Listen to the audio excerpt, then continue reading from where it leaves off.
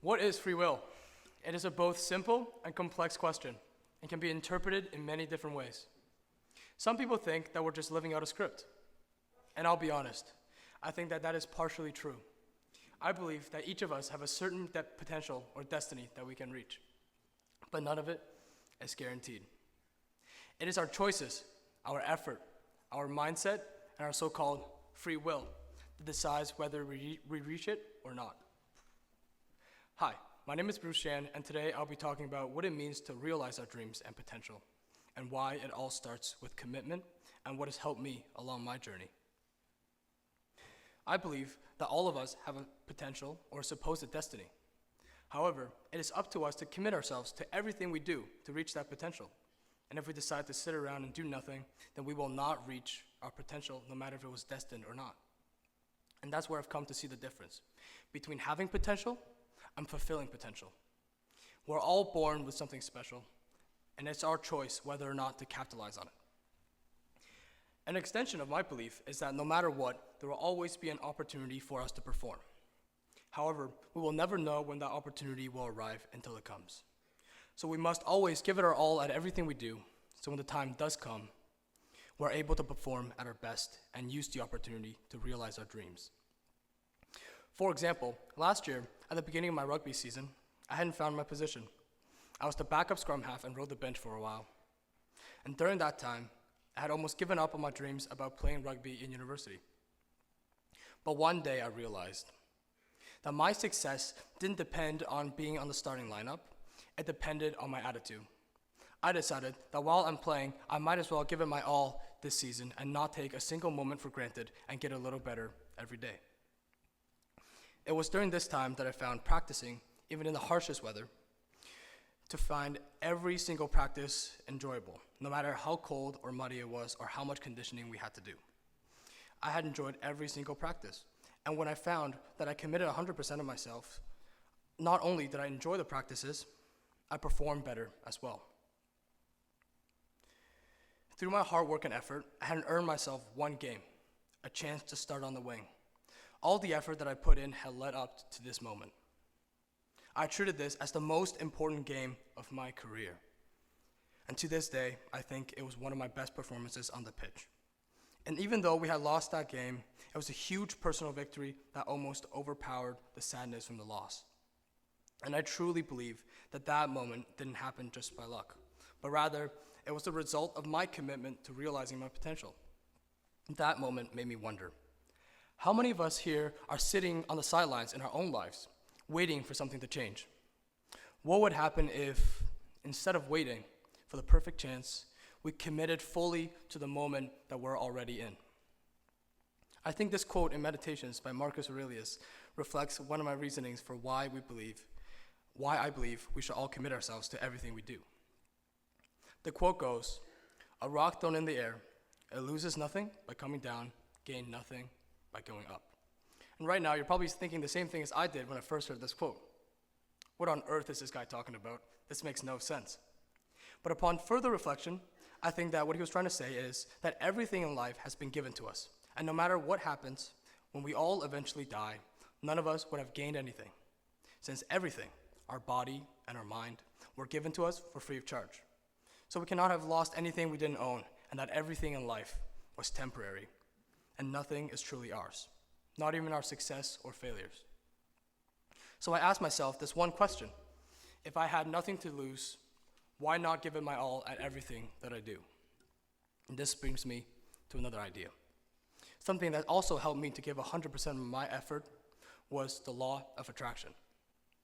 In the beginning of this school year, around October, I had found this book called The Key to Living the Law of Attraction by Jack Canfield.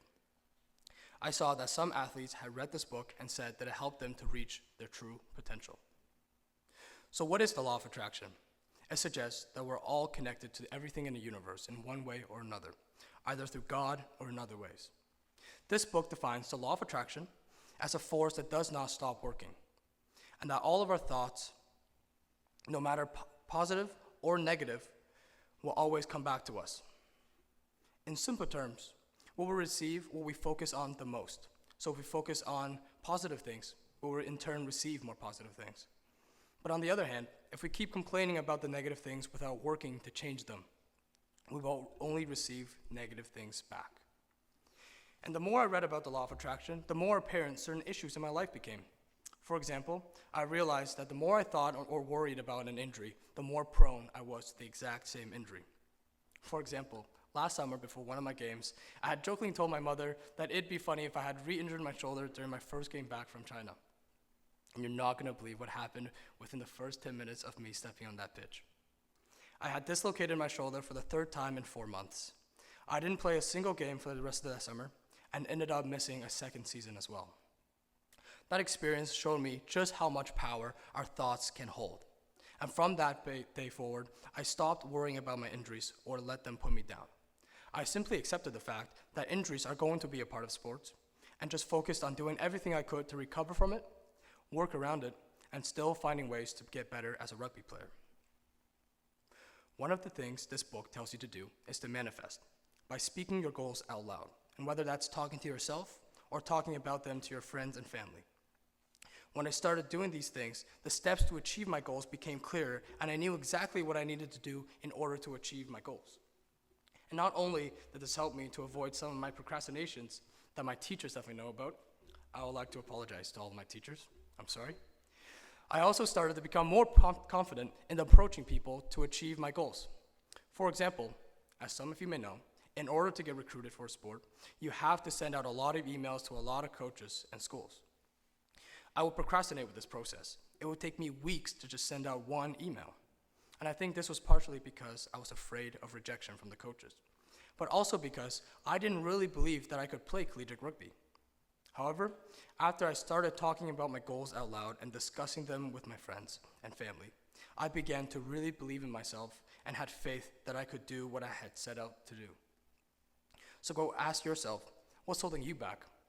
It's the fear of being rejected? Or maybe it's that quiet voice inside your head that says, maybe I'm not good enough. And maybe we're not, but we'll never know the answer to that question unless we have given it everything we have in the pursuit of our dreams. And while we should focus on the positive things to attract more positivity, there's no doubt that we will face consequences, failures, and obstacles on the way. I've found that treating these failures as an opportunity to improve instead of quitting and losing to be really powerful. I realized that it was a privilege that we even get to experience this failure at all. One thing I tell myself when I meet failure or defeat is the phrase, I get to. For example, I get to worry about being selected to play for a team. Some people don't have the opportunity to try out for a team like this. I get to have all this pressure from school. Some people don't get the chance to go to school at all. I think we should all treat these moments in life as a moment of opportunity to improve and to learn instead of just complaining and quitting, and knowing that our opportunity to perform will come one day. But that requires us to keep working and getting better every day.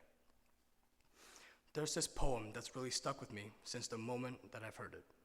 It talks about what it takes to chase our dreams and to realize our potential, and why we should give it our all at everything we do. This poem is called Roll the Dice by Charles Bukowski. And I want to share this whole thing with you, not just one line or a section, because I truly believe that every part of this poem holds something special, and it made me reflect deeply, and I hope it'll do the same to you. The poem goes, if you're going to try, go all the way. Otherwise, don't even start. If you're going to try, go all the way. This could mean losing girlfriends, wives, relatives, jobs, and maybe even your mind. It could mean not eating for 3 or 4 days. It could mean freezing on a park bench. It could mean jail. It could mean derision, mockery, isolation. Isolation is the gift. All the others are just a test of your endurance, of how much you really want to do it. And you'll do it, despite rejection and the worst odds, and it will be better than anything else you can imagine. If you're going to try, go all the way. There's no other feeling like that. You'll be alone with the gods, and the nights will flame with fire. Do it, do it, do it. All the way. All the way. You will ride life straight to the perfect laughter. It's the only good fight there is. I believe that this poem talks about how our commitment cannot be partial. If we're going to pursue our potentials and our dreams, we can not only try when things are easy, we have to have continuous effort through obstacles and defeat. For example, I can't only go 100% when the weather is nice and the sun is out. I need to be able to perform at my best, even if it's raining and freezing cold.